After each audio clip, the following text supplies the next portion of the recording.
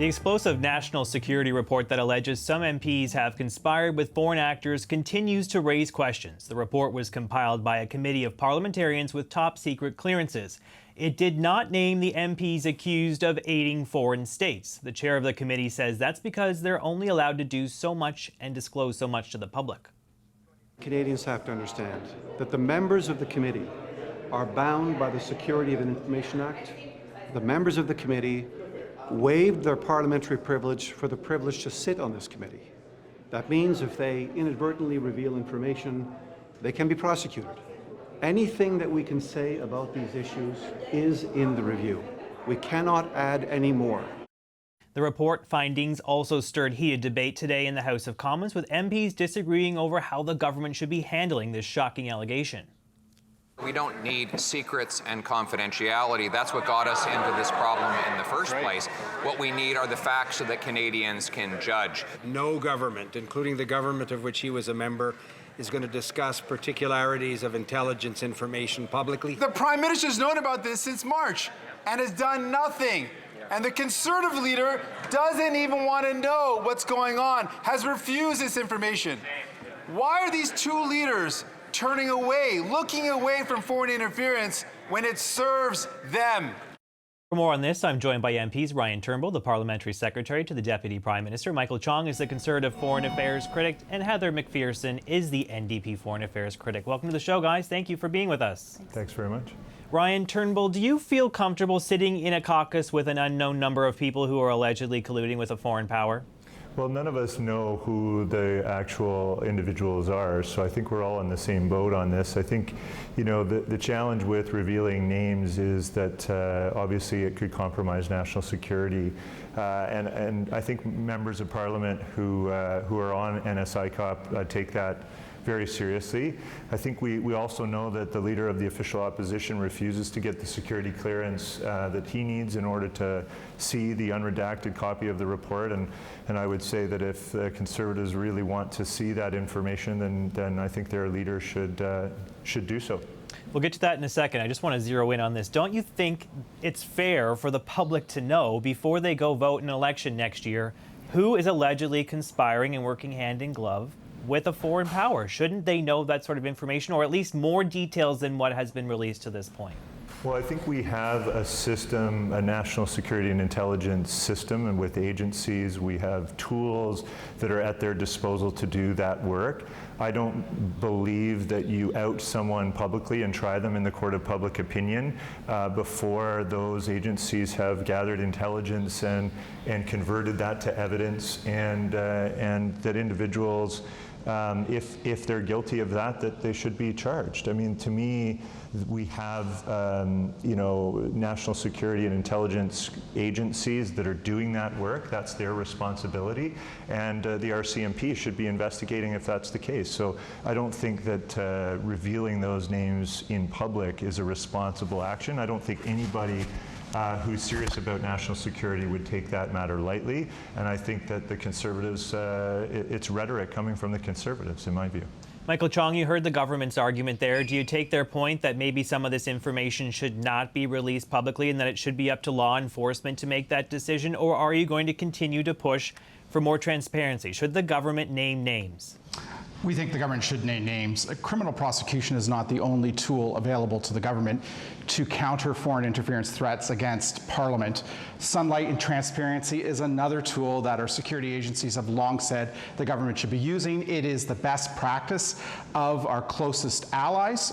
There are recent examples in the German Bundestag where this has been used. There's recent examples in the UK Parliament where this is used, where individuals in those national legislatures who were compromised, who were working with foreign states and threatening democracy were outed. And so that's why we're calling on the government to make the names of parliamentarians who are willing and knowing accomplices in this foreign interference, in helping a foreign state to the detriment of the interest of Canada and the Canadian people, to be released. You yourself, Mr. Chong, have been the target of alleged political interference by China. Do you feel comfortable? Are you feeling uneasy about sitting in that caucus room with your fellow Conservatives, knowing that there may be, allegedly among them, someone who's working with a foreign power? Well, I am somewhat at an ease to sit in Parliament, to sit in parliamentary committees with the knowledge that certain elected members of Parliament willingly and knowingly colluded with a foreign state to further that foreign state's interest and to hurt the interests of the people of Canada. That these individuals worked at the direction of a foreign state to put pressure on their colleagues in the House of Commons regarding matters in front of the House and its committees, to transfer confidential information about members of Parliament to that foreign state so that foreign state could in turn use it to pressure these MPs. I'm uncomfortable knowing that those individuals sit in the House of Commons. The NSICOP report said that there are just a few of them, but nevertheless, I think their names need to be released, and that's why we're calling on the Prime Minister to do exactly that. To Mr. Turnbull's point, sir, why doesn't your leader get the appropriate security clearance to review the NSICOP report? That's an excellent question, and in the opening, you'll noted that the chair, David McGuinty, said that he is bound by the Security of Information Act and an oath of secrecy, and that is why Mr. Poilievre can't go through this process. He would be bound by an oath of secrecy and prevented from telling anyone about this information, and therefore he would be unable to act on that information. We have not been given any information from the intelligence community about any threats that we are facing in our caucus. Clearly, there are MPs in the House who are compromised, and that's why we're calling on the Prime Minister, who himself is not subject to the Security of Information Act, to come clean with Parliament about who these individuals are. Ms. McPherson, do you think that the government is doing enough on this? I mean, your leader, NDP leader Jagmeet Singh, said yesterday that if there is an MP that is colluding with a foreign power, they should get the boot. Do you think the government is doing enough by saying it's up to the police to bring charges? We really can't do any more. Or is there something more you want to see from this federal Liberal government? Absolutely, they're not doing enough. I mean, the government has known, the Prime Minister has known about this for months, has done nothing to make sure that those members of Parliament who have willingly colluded with foreign governments are not in the House of Commons. You know, I agree with Mr. Chong very much. I'm uncomfortable knowing that there are members of Parliament that are sitting in the House that have worked with foreign governments. And I think all Canadians should be deeply concerned about this. This is our democracy. This is our country. We right now have a situation where there are members of Parliament that have been alleged to work with India, to work with the PRC against the interests of Canada, against our democracy. So has the government done enough? Absolutely not. Absolutely not. And it's appalling that we have to come here and you know, urge the government to take the actions, to take those steps that should have been taken months ago. Mr. Turnbull, we had Dick Fadden on yesterday. He's the former director of CSIS, and he said that it's not just police that could do some investigating into this. A House committee could probe this matter. There could be the ethics commissioner called in either the House of Commons or the Senate ethics officer in the upper house. Is that something the government would be willing to support, not just leave it to law enforcement and police, but maybe give it to some parliamentary bodies to provide more clarity to the public? Yeah, I mean, I don't disagree that we could look at those options. I think those are worth considering. I think, but the underlying premise here that Ms. McPherson sort of spoke to, which is that somehow our government hasn't done anything or hasn't done enough, I think is just patently false. We've, from 2018 on, we've made a whole round of changes to equip our security and intelligence agencies with a number of tools and set up bodies and committees, the Site Task Force, the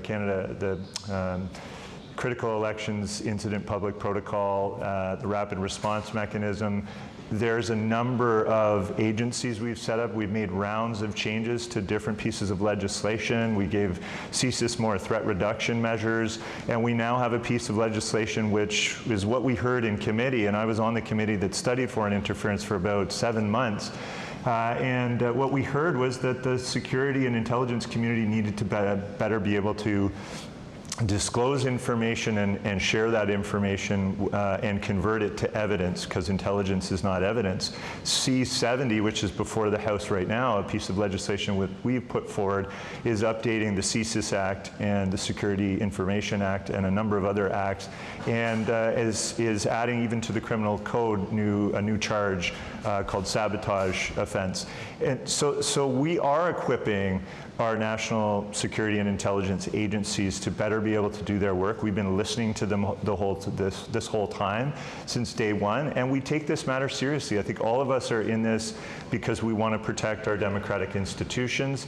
I just think there's ways of doing that that are appropriate and really respond responsibly to the matter at hand. And yeah, it's deeply concerning for all of us to think that there may be members of Parliament that are compromised in some way, and I think we need to take that seriously, but we also need to follow due process. I take your point that the government has done more, and you've just listed them all off, but it doesn't seem like any of those new additions, any of those things that you've introduced to try and bulk up protection against foreign interference will actually help Canadians learn the names of the people who are alleged to have been part of this conspiracy.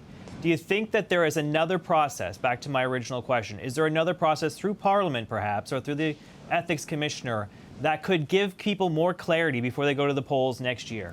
Well, certainly the security and intelligence agencies, as I've said, can do their work, and I think they have the tools to do that work. That's my core point. Is, I think what you're assuming in your question is that the public should know those names. Well, I would just say only if those individuals are found guilty of something. I don't think we should be outing people that may not, or may have unwittingly, because I think the report also points to unwittingly or unknowingly having aided a foreign government in its interference here. I mean, there's some gray area there, and I don't think we should take that lightly. I don't think you try someone in the court of public opinion. They need to be found innocent until proven guilty, and I think that's why our security and intelligence community needs to do its work and convert that intelligence into evidence. And then law enforcement, the RCMP, needs to do their investigation. So to me, those are the proper processes that we've put in place, and we've aided all of those agencies to better be able to address the evolving threat environment. And I think that's the most responsible way forward here. Michael Chong, do you think we should only learn their names if they're convicted? No, I think anybody who has acted in a way that hurts the ability for members of Parliament to do their job in the House of Commons and its committees, because confidential information is being passed along to a foreign state that foreign state in turn is using to put pressure on MPs in the House, that person should be outed. And parliamentary committees should take action to discipline this member and to take even maybe further action beyond that. But I disagree strongly with what was just said. The NSICOP report made clear that the government has been slow to react to this foreign interference threat. It made clear that the Prime Minister knew since 2018 that there was a serious national security threat against Parliament. He was advised at the time that the measures in place were not sufficient, and he was told that he needed to take additional measures. In fact, the report outlines how the Clerk of the Privy Council and the National Security and Intelligence Advisor went to the Prime Minister for approval to take action to protect Parliament in December 2020,